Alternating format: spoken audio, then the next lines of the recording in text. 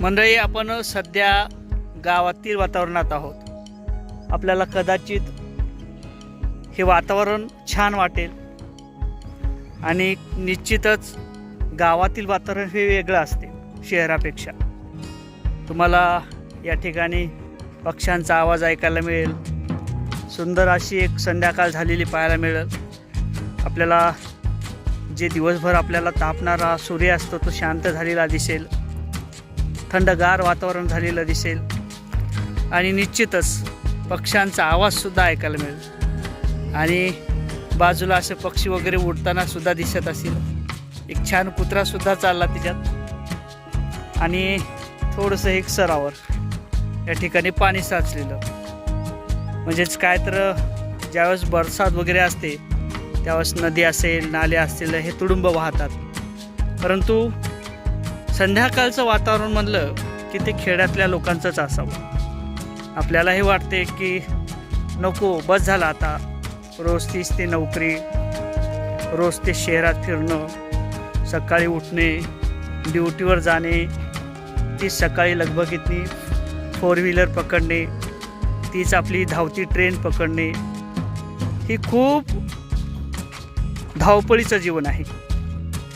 परंतु निसर्ग वातावरण हे कदाचित आपल्याला या खेड्याच्या माध्यमातून दिसेल. म्हणूनच मी तुमच्यासमोर हे दाखवण्याचा प्रयत्न करतो. खरं तर या ठिकाणी हा शेतकरी असेल, तो जनावरं बांधतो, आपल्याला या बाजूला दिसेल.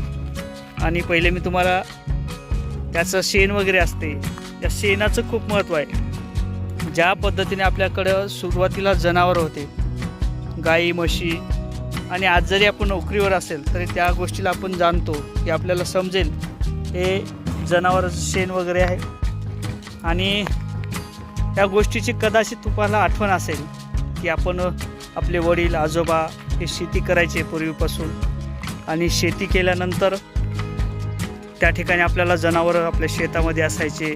त्या जनावराच्या साहाय्यानं आपण शेती कसायचो, त्या ठिकाणी उत्पन्न काढायचो. हे सगळं आपल्याला माहीत आहे. आणि शेतकरी राजा म्हणलं की या ठिकाणी इथं जनावरं आणि त्याच्या बाजूला त्याचं शेत समोर दिसेल तुम्हाला. आणि ही आहे नदी. खरं तर नदी आता सध्या पूर्णपणे कोरडी झालेली आहे, याच्यात काही पाणी वगैरे राहिलं नाही. आणि असं असताना या नदीला सुरुवातीला म्हणजेच काही दिवसापूर्वी ज्यावेळेस बरसात वगैरे चांगली व्हायची, कदाचित आपले आजोबा पंजोबा यांना ती कदाचित बरसात आठवायची.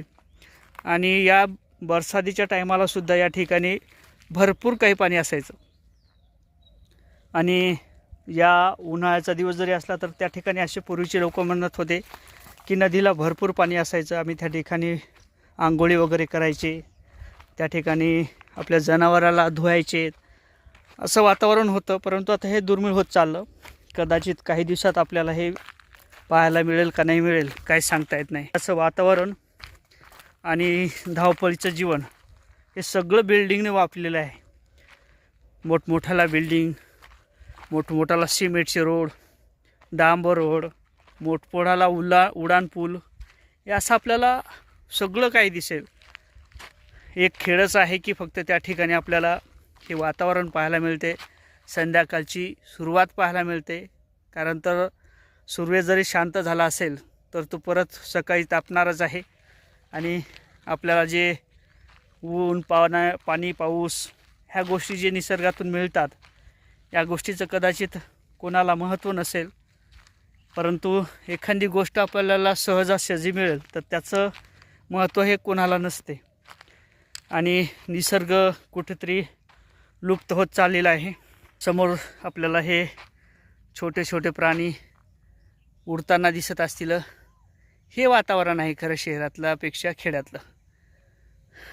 आणि हेच कुठंतरी आता दुर्मिळ होत चाललेलं आहे. पूर्वीला झाड वगैरे भरपूर राहायचे, पण आता झाडाची संख्यासुद्धा कमी झालेली आहे. पाऊससुद्धा कमी पडतो आहे. शेतकऱ्यांचं तर सगळं पावसाअभावीच असतं. पाऊस जर नाही तर मग शेतामध्ये पिकणारसुद्धा नाही. आपल्या जे आज ताटामध्ये अन्न येते तेही सध्या असंच मिळतं का हा एक मोठा प्रश्न आहे. कारण तर शेतकऱ्यांना 6-6 महिने 7-7 महिने त्या ठिकाणी शेतामध्ये घाम गाळावा लागतो, कामं करावं लागतात आणि त्यानंतर आपल्या ताटात येणारं अन्न आपल्याला पाहायला मिळते. समोर तुम्हाला बेशरम दिसेल. आता तुम्ही म्हणसाल हे काय दाखवतो, कारण तर आपल्या खेड्यातल्या लोकांना वाटेल की हे काय बेशरम वगैरे काय असते, परंतु ही बेशरमसुद्धा तुम्हाला उपयोगातच होती. आता ती बेशरमसुद्धा लुप्त होत चाललेली आहे. या ठिकाणी त्याचं सुंदर असं फूल मिळेल पाहायला. आता ही बेशरमसुद्धा काय काम करत होती, तर पूर्वीला जे काही नदीच्या काठी पाण्याने वगैरे जमीन वाहून जायची, तर त्या काठाला ही बेशरम लावायची आणि त्या बेशरमीच्या माध्यमातून आपले जे काही जमीन असेल, नदीकाठची जमीन असेल, त्याचं संरक्षण होत होतं. तीसुद्धा आता कमी झालेली आहे. तीसुद्धा आपल्याला दुर्मिळ पाहायला मिळते. परत एकदा सूर्याचं दर्शन दाखवतो आणि असेच नवीन ब्लॉग बघायचे असतील, विश्लेषण बघायचं असेल तर नक्कीच चॅनलला सबस्क्राईब करा. काय वाटते आपल्या निसर्गाच्या संदर्भात? निसर्ग हा जपला पाहिजेत का? आपल्या पुढच्या पिढीला ते दिसलं पाहिजेत का? नक्कीच कमेंट करायला विसरू नका. जय शिवराय.